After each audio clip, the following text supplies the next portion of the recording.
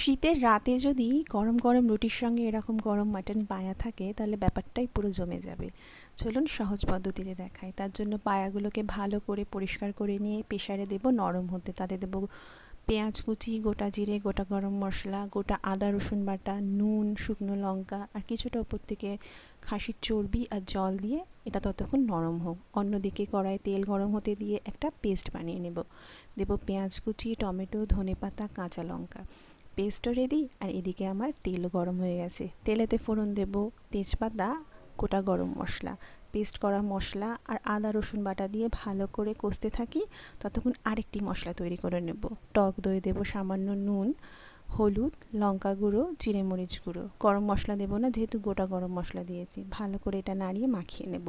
এদিকে আমার মশলা কষানো রেডি। তারপরে গোলানো মশলাটা দিয়েও ভালো করে কিছুক্ষণ কষতে থাকবো।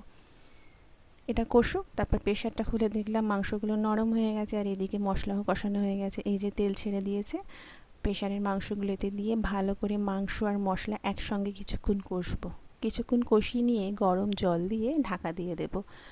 ঢাকা খুলে যখন দেখবো উপর থেকে তেল ছেড়ে দিয়েছে, এই যে তারপর হয়ে গেছে। গ্যাসটা অফ করে দিয়ে গরম গরম সার্ভ করুন মাটন পায়া।